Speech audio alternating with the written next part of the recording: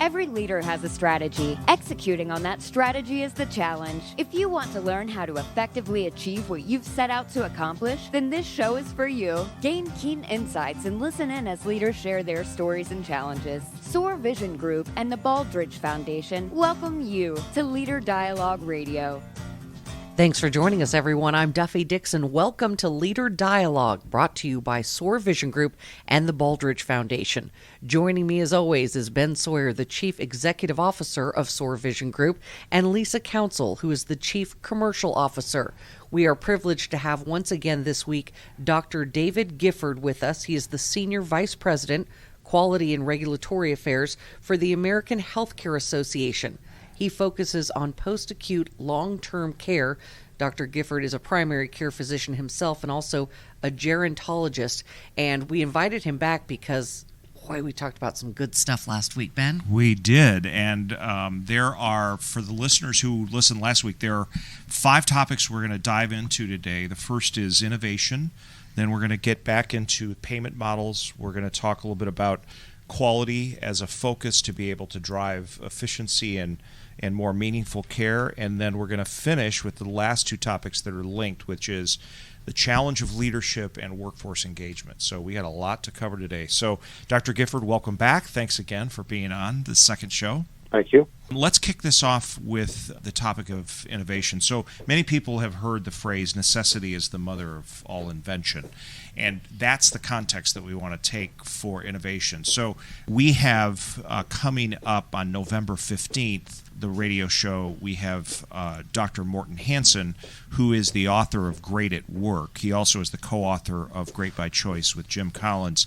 Very, very sharp, very articulate guy. And we've gotten to know Morten because he's been a keynote at our CEO roundtables that we provide. In his book, Great at Work, he has 7 principles that really make leaders and organizations most effective. And the first one is do less and then obsess. And without compromising his story, he references the race to the South Pole with that and tells the basis for why Roald Amundsen won versus Robert Falcon Scott, and it came down specifically to that. What Roald had to do is find out and innovate on what was the best way to be able to traverse the some 800 miles and climbing a 10,000-foot ice cliff to get to the South Pole, and it was the basis of win or lose. So necessity was the mother of invention. He figured it out. We'll have Morten tell you that story when he comes on November 15th. But the point of the matter is that innovation, which we ended with in our conversation last week, has a lot to do with the progression of quality and efficiency and payment models and all those kinds of things. So Dr. Gifford, maybe you could kind of kick us off with that, some of your thoughts about the importance and impact of innovation. I think innovation is really key, and particularly how we're going to meet the needs of the aging elderly in this country with a decreasing workforce and limited resources. It's absolutely going to be necessary. Though I think, the corollary to that innovation is also stealing shamelessly from others unsuccessful things that are going on. I mean, once he figured out how to get to the South Pole, I think I'd borrow his technique rather than learning myself. Plagiarism is fine. Yes, plagiarism is fine. I think in our sector, which is long-term care, nursing homes, and assisted living, our challenge is the diminishing workforce. We have many facilities that are in rural areas. People are moving into the cities. There's just fewer young people willing to work in this sector, and so you need to come up with different models that are care and out there. And then just distances of travel are hard. So, one of the things we've seen is that while it's hard to find nurses, there's a lot of care that doesn't require nurses in a facility. And so we've seen individuals really look at what are called like hall monitors, where someone who's just walking up and down the hall, being able to quickly answer call lights because most of the call lights are, I need a drink of water, I need the blanket pulled up over me. And then in the course of that interaction, you get a sense of what's happening out there. And as they interact with the nurses, they can say, well, I've been in there. She doesn't look quite the same. And so we've really seen that change. But that allows you to not have to figure out how to hire more nurses to do non-nursing work and improves nurses out there. So we've seen things like that in the innovation side. I think people tend to gravitate to technology when they think about innovation. Right. And I purposely didn't want to lead with that because, often I see people thinking of technology as a solution to the problem rather than identifying what is the problem and asking, is technology going to fix it? Mm-hmm. Right. Though what we have seen in innovation is telemedicine. Right. In our sector. As I said, a lot of rural facilities can't get doctors out there. They need a specialist. We're now with telemedicine and video conferencing, you can do a lot of much more effective telemedicine and get access to healthcare providers that you normally wouldn't. And so I think that's another area we're seeing a movement. But some of the payment models really get in the way of that. Right. So speaking of that, in terms of payment models from last week's conversation, I know you had some follow-up thoughts and questions. I was very intrigued from last week's conversation. You actually called out, Dr. Gifford, that there were 3 states that were linking payments to quality: Florida, Tennessee, and Utah. Can you tell the audience a little bit about what they're doing and if they leverage Baldrige as part of that process? Well, yeah, those 3 states in particular, there's actually about half the states, a little more than half the states, tie some portion of their Medicaid payment for nursing homes to quality. But of those, only 3 of them use achieving the Baldrige criteria. So if in those states you achieve the Baldrige and adopt the Baldrige criteria and are recognized as such, they will give you a slight increase in your Medicaid payment rate there. So every state pays a nursing facility a daily rate to care for an individual. As we said last week, about 2/3 of all people in nursing homes are have their stay being paid for by Medicaid because they've paid down all their assets at home and they don't have any assets to care for, and so the state steps in and provides that care. And so in those states, if you achieve the silver or gold Baldrige or at the state Baldrige or the national Baldrige, they will bump your rate up by a few dollars a day, which is significant when you have a lot of 2/3 of your residents are on Medicaid. Right. So, Lisa, we had the Lieutenant Governor of Georgia on the radio show, Jeff Duncan. Mm-hmm.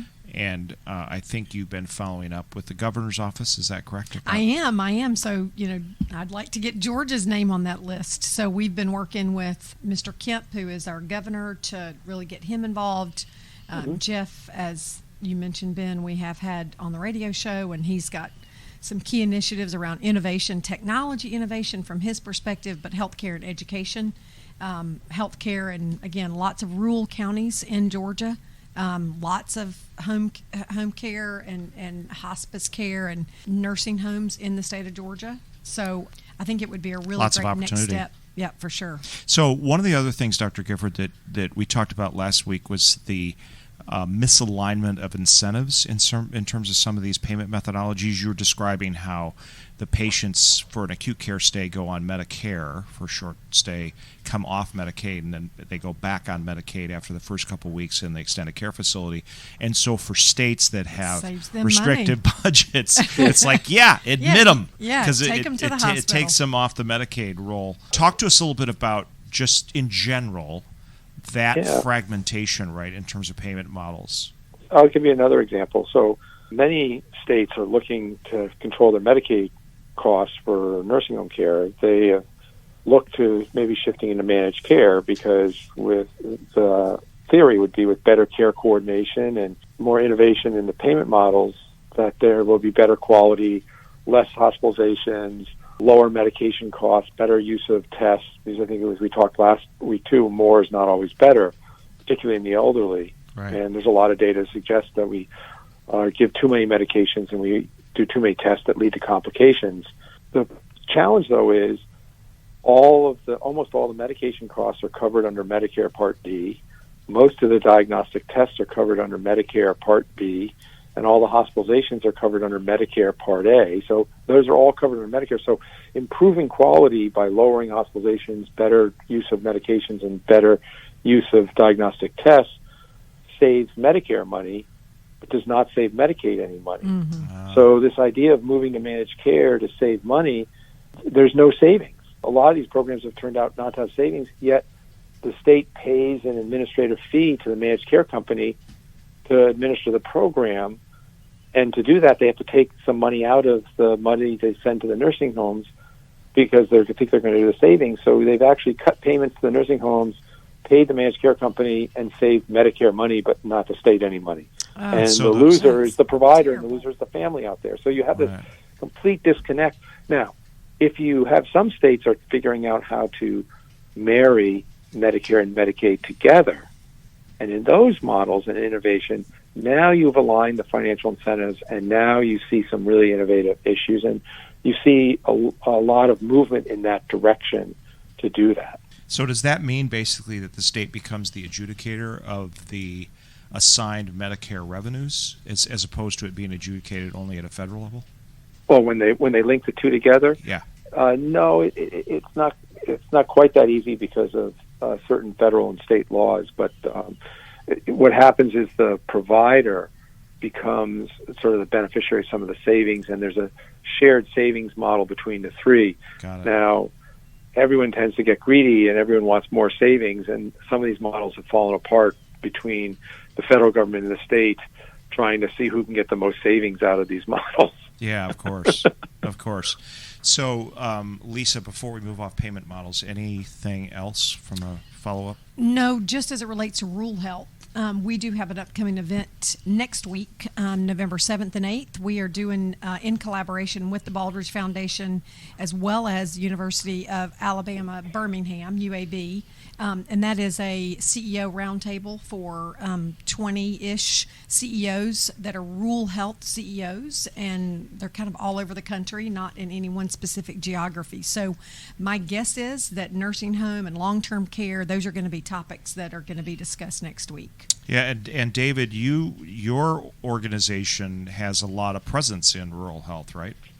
Yeah, there's a little over 3,000 counties in the country, and there's a nursing facility in about 93% of them. And often in many of the rural counties, it's the only healthcare provider or the largest employer or both. And so some of our members really are asking, can we partner with the state Medicaid or Medicare for innovation, as we talked about, where they can use the facility. They often will have transportation. They can offer meals. They can offer a place for people to come during the day for adult daycare.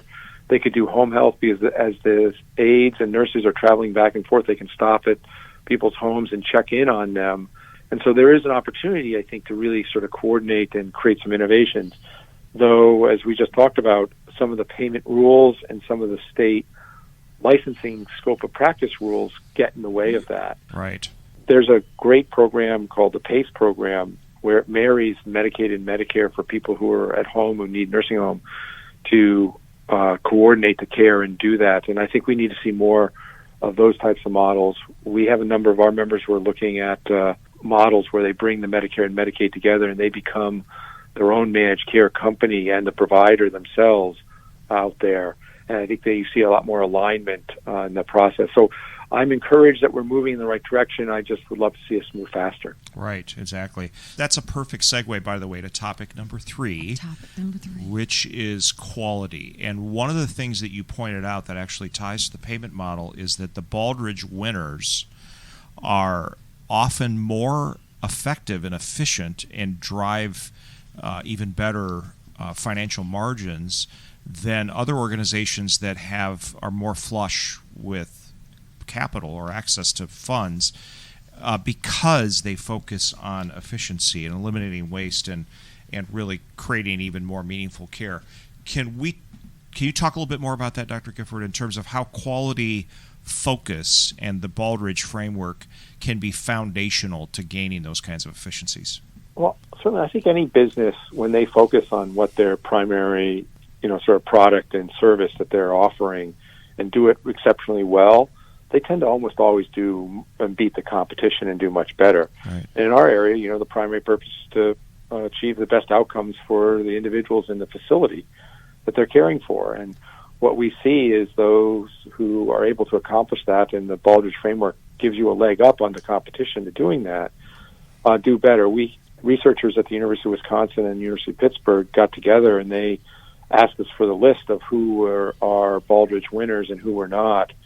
And then they compared those and looked at them, and they found that the winners did much better across the board in all areas. That's awesome. And it wasn't that they are better and got the award. It was that they looked back in time and showed that they were able to, they started out similarly, but then as they pursued this Baldrige journey, they got better and beat the competition. And we've seen that with some of the initiatives that the federal government has pushed on quality to do better prescribing of medications for people with dementia so it doesn't cause complications. Those who are Baldrige recipients have gotten much better and faster than the rest of the country, which has gotten better as well, but just better and faster out there. So for some of our listeners that are running businesses, that may seem counterintuitive. In other words, they understand the complexity of the Baldrige, and it feels to them like lots of time and effort. And yet what they're hearing you say is if you pursue it, you actually are more efficient and better set up to be nimble and effective in a fast-changing environment. Is that correct? Absolutely. We've seen massive changes in our sector in the last 5 years. The new payment models, new public reporting and 5-star rating systems, new regulations, and our members who are silver and gold have been able to keep pace with that much better than the rest. It's overwhelming for businesses to always be seeing different changes, and they've just been doing much more nimble. We've also seen some, unfortunately, give up on the journey, progressing from bronze, silver, and gold, as we talked about, the levels in the recognition program. And we've looked at those members who have stopped that journey, who haven't been applied to the next level and keep going. And we can see that their quality after they stop starts to drop off. And those who keep going, even though they don't get it, so many apply but are not recognized. Mm-hmm. It takes a couple of years, as you say. But we will see just applying and not getting, actually you do better because of that. And verbally talking to our members, they all will say they were disappointed they didn't get recognized, but they all were a better facility for applying than they were the year before. And some have kept at it 2 or 3 years. We hear that consistently. Again, if they recognize that it's the journey and it's not the recipient, it's not receiving the award that matters. Yeah, so there's a concept here that we often refer to, which is the tyranny of the urgent. So organizations get caught up in that. It's like, hey, I've got so many critical things I have to follow up. I'm running around with my hair on fire. I don't have time to do all these processes and all this background work. It's sort of like a football team that's not willing to do blocking and tackling as a major part of their training, right? Because we gotta take that football down the field. We got a big competitor next week, and I don't have a lot of time for background, training.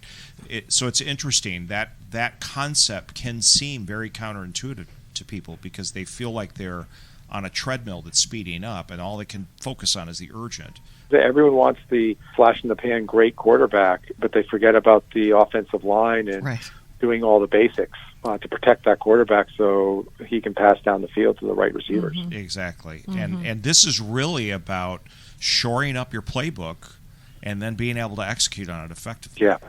That's why I like that bronze, silver, gold, because it helps them feel, yes, you are making improvement. You haven't reached there yet, but you are making improvement, and that's something that people need to see wins, short-term wins, or just even improvement. And when you guys said initially, I think it was our first or second show ever, that people try for years to get the Baldrige. And I remember my first thought is, no way.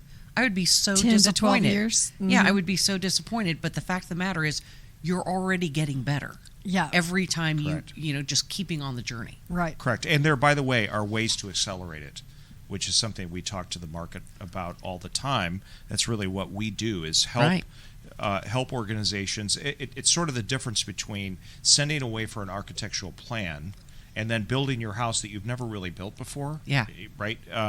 Versus having someone help you frame it out.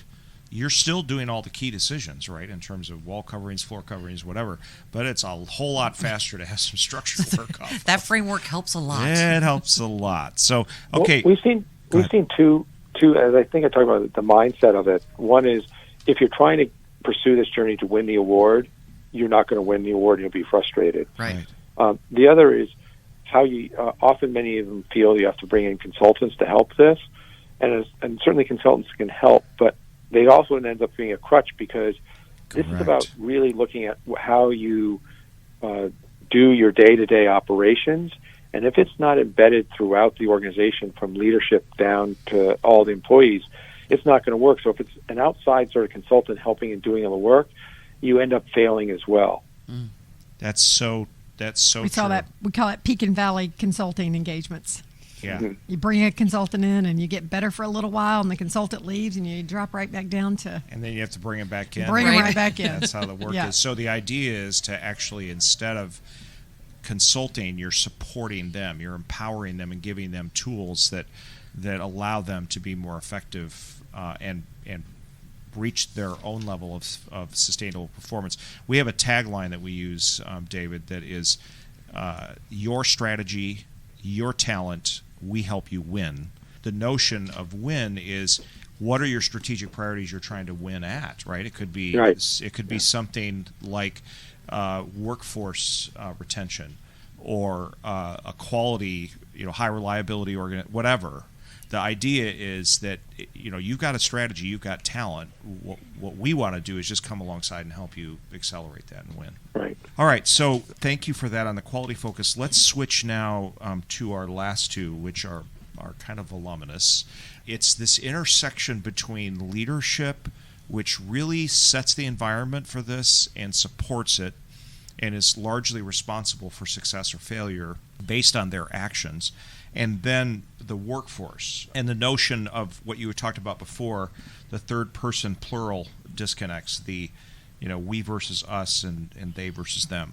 So can you just take that topic a little bit, David, for us again, based on last week's conversation and what you've seen with your members? Talk to us first about leadership and then workforce engagement. The number one thing that we see that distinguishes high-performing healthcare organizations and our members from those who are struggling is the administrator and the director of nursing, and then the unit managers and leaders there. Right. Both stability there, but they need to be working as a team. And I think when they are working to empower the staff to make sure they have the resources and time to provide the care. And so I think you talked a little bit also about, being more efficient, and, not more is not always better. And sometimes leaders tend to throw more at it. What we see is those leaders who sit back and ask the staff for what's going to work and how to help them solve the problem, and they lead the problem, and then they make sure they have the resources and techniques to get there. That's what distinguishes the leadership out there. Those leaders who are telling the staff what to do, starts to border on micromanaging. Mm-hmm. And it's interesting because when I talk to a lot of leaders, they all will describe at some point in their career, and I've had it, and this is very hard to do because I violate this principle myself all the time. It is very hard, yeah. Yeah, where, someone above you has told you have to do X, Y, and Z, and you roll your eyes and you say, well, if you ask me, I could tell you that's not going to work. Yeah.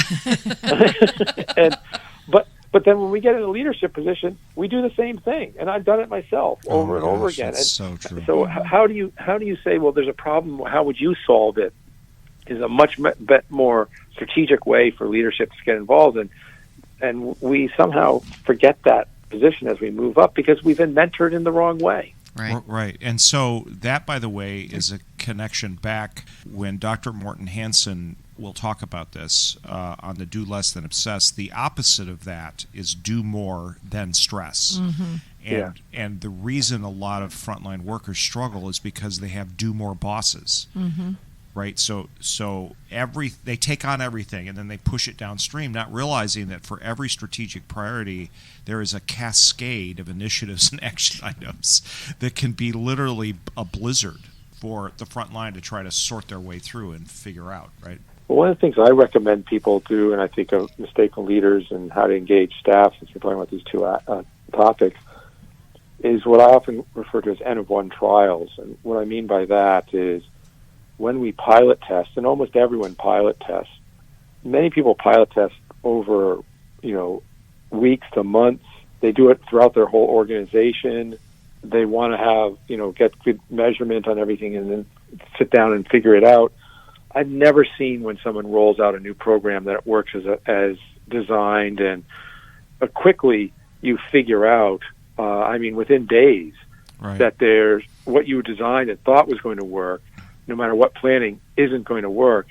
So I recommend in healthcare that when you're doing something new, you test it with one resident, with one staff, on one unit for one day. That's the N of one. Just everything is one. Now, clearly, if you're testing how you use a new piece of equipment that requires two people, you have to have two people plus the resident doing it. I'm not talking about testing like, whether a new drug works or not, but if we're going to roll out a new form, if we've got a new policy, if we've got a new way of delivering care, test it once. You find out that you made a mistake, revise it, and now you've got a champion who's going to tell all the rest of the staff that we're listening to them. Over a week, you'll have made 7 different changes to your processes and made it better. And I think it's a much more effective, it really is rapid cycle quality improvement out there at that level. Now, I would start with that default if I think that's a great idea. Besides, one of the complaints that in healthcare, being a frontline nurse for many years, was, it's one more thing. We've got a new thing to try that a new leader has, on their docket. This too will pass, or it fails, and you complicate by having more people. So this model, the N of one, really does eliminate a lot of that frustration for the masses. And that's in contrast to what I would say is the thou shalt memo and the one and done in service. More meetings, more memos. Yes. So I was thinking when you were saying that, a good colleague of ours, Dr. Roger Spoolman, describes how in some of his turnaround CEO work, he would have to help the leadership team recalibrate on time because they were all working off monthly activities, quarterly activities, annual activities, and as if that couldn't change. So he said, look, we're just going to, on this particular problem, kind of like your N of one trial, David, he would say, okay, so we're going to do the math where 1 month equals 1 year, 1 week equals 3 months, 1 day equals essentially 3 weeks, right? So now, in that shortened cycle, how are you going to solve that problem this month? And it was just, what he was doing was just helping them change their framework to think differently, where what they were doing is they were having a cadence of, we meet every month on this. He's like, no. You need to meet daily if we need to on this, right? Right. But you can't do that on everything. Like to your point, David, I mean, you have to decide what you're going to focus on and make it essentially an N of one trial, right? We had a lot of members starting to adopt, and a lot of our Baldrige pursuing what's called huddles. And, I think many of the listeners will be familiar with it, where the team gets together really quickly in a quick huddle, quickly runs through what things are going on and sort of readjust to what needs to happen. Because in healthcare, things are changing all the time. People are getting sick and not sick, and someone needs a little bit more care and what's happening. So getting together quickly, but they've also figured out how to use this to roll out something new. Quickly get together. Is it working? Is it not working? How do we change it? Okay, let's modify it, and then they change it on the fly. Recalibrate. And then the next time they get together, they huddle the next day, the next shift, and they're always modifying it. And so that can be a very effective strategy too. Yeah, absolutely. And they're empowered. And they're empowered. It's right. It's the staff that are doing it, not the management telling them what to do. Right. So to connect the dots for the listeners based on what we talked about with structures that can support your quality journey, what you're describing, David, actually is something that is incorporated into strategy deployment. It's called catchball. And basically what happens is you have a monthly cycle with leaders. You have daily huddles, like you said, on readjusting for things or rolling out something new. And then the two connect in a weekly rounding process. And what it has the power of doing, if it's structured right, is it just kind of cuts through the meeting stew and allows the organization to line up on strategic priorities and make sure they have a repeatable cadence to make sure that happens. And the daily huddle is a huge part of it, but it's not as effective without weekly rounding and the monthly cadence that leaders have to do on where we're at with strategic priorities. Absolutely. I love that a lot of this is not just about healthcare. These are things for every business. That's right. Small or large. These are things that cross all sorts of workforces. And I love the part about leadership. We talk about this a lot. And someone who, Lisa and I have been on the front line of things, probably a lot more than you, Ben. You'd be surprised. But it is very hard to find good leaders who empower you and good leaders who ask you on the front lines, how would you do this? And when they do, it could be transformational. Well, think of that story that you told us last week, Dr. Gifford, about Kennedy and literally asking the cleaner, what is he doing? I'm helping a man get on the moon. I mean, that really is how every Baldrige, every organization who's really committed to their mission, that's how they see their job and how it connects to the overall goals of the organization. So let's leave this question with the listeners as we talk about leadership, and that is, why would people want to follow you? Very good. Is it because you're smarter than them? Is it because you have authority and they better listen to what you have to say? Why is it that they should follow you? The answer should be because you are supporting the mission of the organization and empowering them to be successful, so they'll follow you anywhere because you've got their back. You've got their back. That's great. Right? So, David, any other closing thoughts? We so appreciate you being on for both weeks. I've really enjoyed those 2 weeks' time. It's been fun to reflect on it and fun to talk to you all. Well, thank you very much. And keep up the good fight. Like, again, Absolutely. you're doing such great work and such necessary work. We can't applaud you enough. And Well, as you thank you. said, this is long-term care, people getting older, less workforce. This is nothing that's going away. Baby That's boomers exactly right. going up. Yep. All right. Thank you so much to everyone who listened and for everyone who joins us on Leader Dialogue, brought to you by the SOAR Vision Group and the Baldrige Foundation. You can listen to a new live show every Friday, 1 o'clock Eastern Time. We appreciate you following us, or tune in and have any one of our podcasts that we've done. We keep them all on record for you. On behalf of Ben, Lisa, and our producer Mike, I'm Duffie Dixon. Join us next time on Leader Dialogue here on Business RadioX.